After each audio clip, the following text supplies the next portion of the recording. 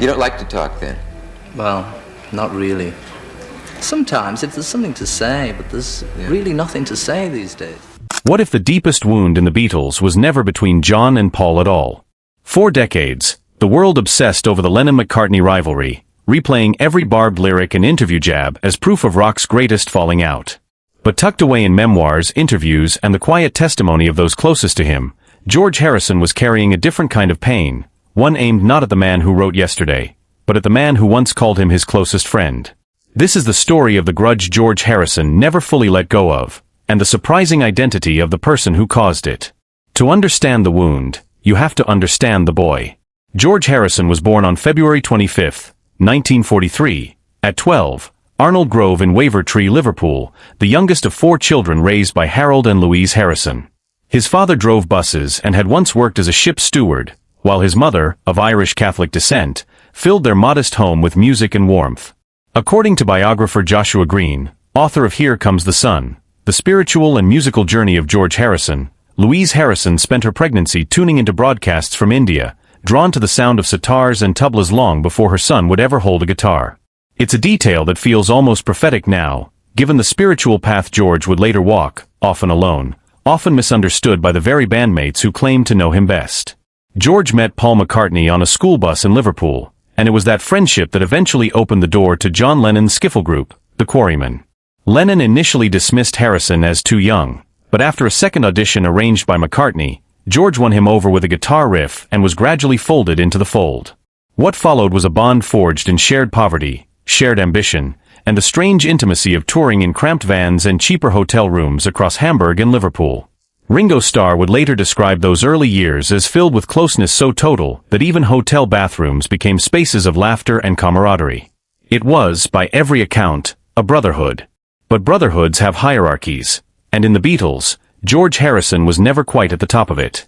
While Lennon and McCartney built their reputation as the primary songwriting engine of the group, Harrison spent years fighting for scraps of studio time and recognition.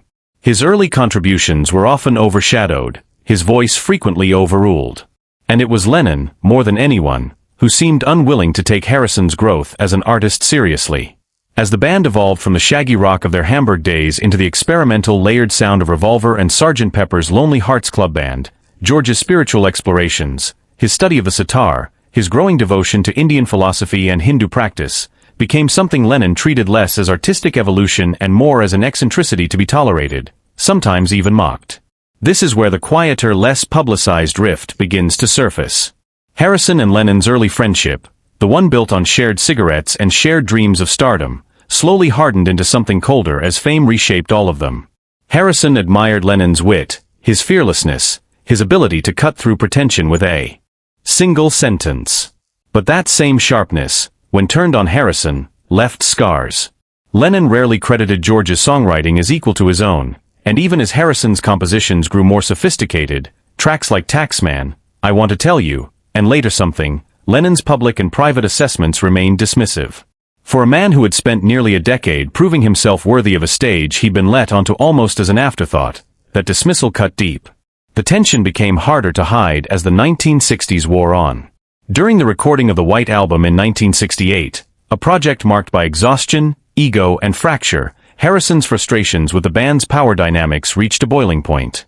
It was during this era that his song While My Guitar Gently Weeps was recorded, featuring his friend Eric Clapton on lead guitar, in part because George felt his own bandmates weren't giving his material the attention it deserved. The song wasn't just an artistic statement. It was, in many ways, a quiet act of rebellion against the very structure of the band he'd helped build. Then came January 1969 and the filming of what would become Let It Be at Twickenham Studios, a project so fraught with tension that George Harrison walked out of the band entirely on the 10th of that month. He returned 12 days later, but something had shifted permanently. By the time the Beatles reconvened to record Abbey Road, Harrison arrived with a hardened resolve. He was no longer willing to be sidelined. Music historian accounts of that period describe how Harrison began rejecting suggestions for changes to his songs outright, refusing the kind of deference he'd shown for years. It was on that album that Here Comes the Sun and Something finally proved what George had been insisting all along, that his songwriting deserved a seat at the table. Yet even as Harrison found his footing as a composer, his relationship with Lennon remained fractured beneath the surface. According to those close to the band, Lennon rarely acknowledged the emotional distance he'd created, and Harrison, ever the quiet one, absorbed the hurt rather than confronting it directly. Perhaps the most telling piece of evidence lies not in what George said about John, but in what he didn't say. In his 1980 memoir, I, Me, Mine, Harrison devoted remarkably little space to Lennon, a silence that biographers and fans alike have long read as deliberate. For a book meant to chronicle his life inside one of history's most famous bands, the near absence of his former friend spoke louder than any confrontation could have. This omission becomes even more striking when you consider how openly Harrison discussed his complicated bond with Paul McCartney. In a 1974 interview later referenced in accounts of that period, Harrison spoke candidly about how McCartney's dominant presence in the studio had, in his words, affected him as a guitar player, and how working alongside Paul's perfectionism could feel overwhelming. But even in his most pointed criticisms of McCartney, there was warmth underneath, an acknowledgement, as Harrison himself once put it, that whatever the two of them had been through, something had always kept them tied together. That same tenderness never seemed to fully extend toward Lennon in Harrison's later reflections. Pattie Boyd, Harrison's first wife, offers another window into this dynamic. In her memoir Wonderful Tonight, Boyd reflected on the intensity of the bond between all four Beatles, describing a closeness so complete that even the wives and partners around them could never fully penetrate it. Yet within that closeness, she noted the specific weight George carried, the sense of being the group's spiritual anchor while simultaneously feeling like its most overlooked member. It was Lennon's occasional cruelty, delivered with the same sharp tongue that made him a brilliant lyricist, that Boyd suggests left the deepest marks on her former husband. Barry Miles, in his acclaimed biography Many Years From Now, chronicled another layer of this dynamic through Paul McCartney's own recollections. In one exchange captured by writer Anthony Fawcett, McCartney admitted to Lennon that for years their songwriting had simply been stronger than George's, only recently conceding that Harrison's work had caught up. Harrison's own response, when he learned of comparisons like this, was characteristically guarded, insisting that most of what people were praising had been written long before anyone started paying attention. It reflects a pattern that repeats throughout his life, George Harrison quietly enduring years of being underestimated, then reacting not with confrontation, but with a controlled, almost weary resignation. By the time the Beatles dissolved in 1970, the wounds between Harrison and Lennon had never been fully addressed, let alone healed. And then, on December 8, 1980, John Lennon was murdered outside his New York apartment building. Harrison, like the rest of the world, was devastated. But those close to him have long suggested that his grief was tangled with something more complicated than simple loss.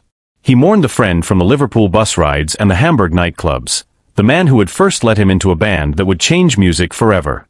But he also mourned, perhaps, a relationship that had never gotten the chance to properly mend, an apology that never came, a mutual understanding that history had cut short before it could fully form. What makes this story so quietly devastating is that George Harrison was never a man built for public feuds. He wasn't interested in tabloid battles or interview jabs. His resentment, if that's even the right word, lived in silences, in the songs he chose to write and the ones he chose to withhold, in the pages of a memoir where a former bandmate's name simply doesn't appear as often as it should.